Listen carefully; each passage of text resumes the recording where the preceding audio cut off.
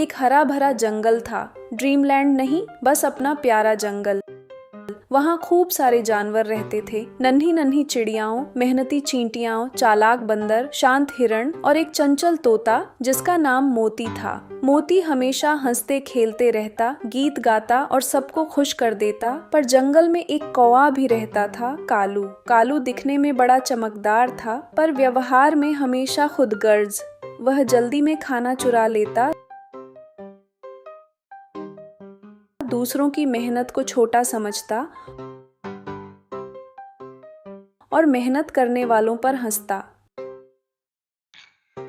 एक दिन बारिश की काली घटाएं आ बैठीं। हवा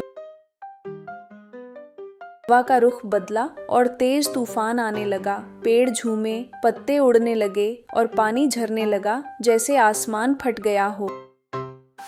छोटे छोटे घोंसले टूटने लगे।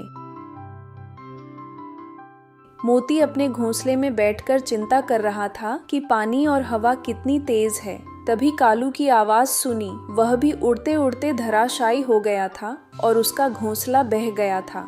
कालू डरकर मोती के पास पहुंचा और सारी तकलीफ बताते हुए बोला, मुझे भी अंदर ले लो मोती, मेरा घर बह गया है। मोती ने दरवाजा खोला, लेकिन उसकी आंखों में परेशानी दिखी। मोती की भी चिंता थी कि घर छोटा है और मुसीबत में सबको जगह नहीं हो सकती। वहीं पास में एक छोटी सी गिलहरी, नन्ही चूना और मेहनती चींटी का झुंड जमा था। चींटी रानी क्लैरिन भी वहाँ थी। वह हमेशा अपने झुंड के लिए दाना बीन इकट्ठा करती। मोती ने कहा, हम मिलकर कोई रास्ता निकालेंगे। पर कालू ने हंसते हुए कहा, तुम लोग मेहनत करके थकते हो, मैं आराम से उड़ उड़कर खाद्य चुरा लेता हूँ। अब तुम मेरी मदद क्यों करोगे? कहानी उस दिन अलग मोड़ पर गई जब एक बूढ़ी चींटी नाम अमा ने सबको समझाया, बिना मेहनत के मिली चीजें अस्थायी सुख देती हैं, पर जब मुसीबत आएगी तो वही लोग काम आएंगे जो मेहनत करते हैं। कालू ने उसकी बात अनसुनी की और कहीं उड़ गया।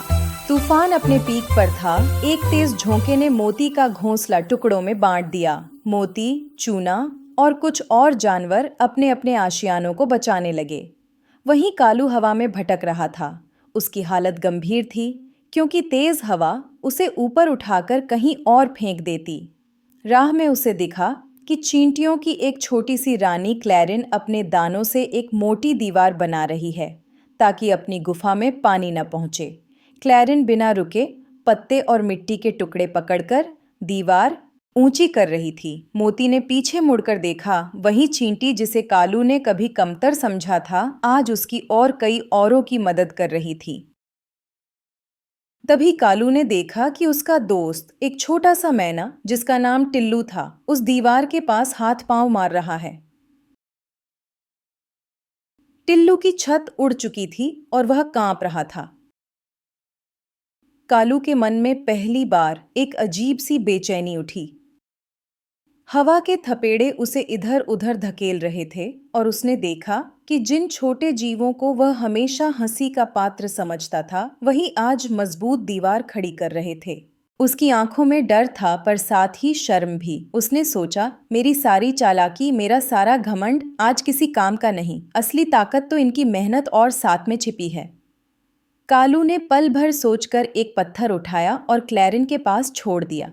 फिर एक और पत्थर और एक और। थोड़ी ही देर में कई जानवर, हाथी, बंदर, हिरण सब मिलकर दीवार मजबूत करने लगे। कालू ने पहली बार मेहनत में आनंद पाया। थोड़ी जी हाजिरी और लगन थी उसमें। तूफान थमा और सुबह की किरणें निकलीं।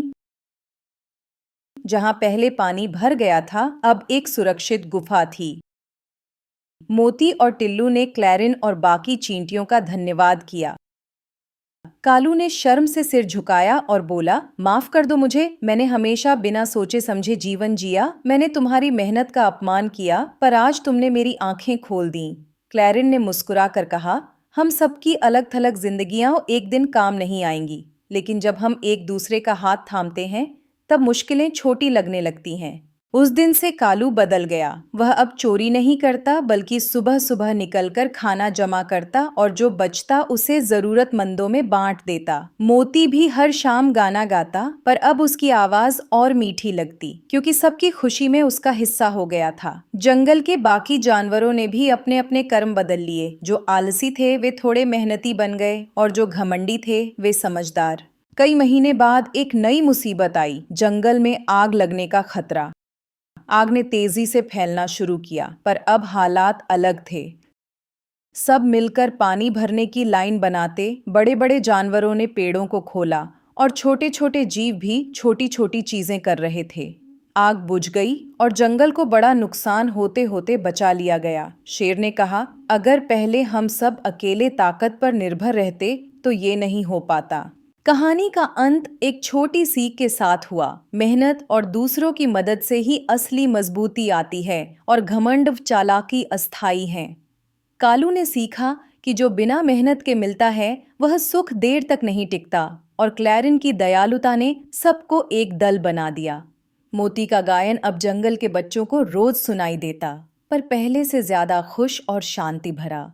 नैतिक मेहनत का सम्मान करो। बिना श्रम के सुख अपूर्ण होते हैं। दूसरों की मदद करने से असली ताकत आती है। घमंड और चोरी से कोई बड़ी जीत नहीं मिलती, इज्जत मेहनत से मिलती है।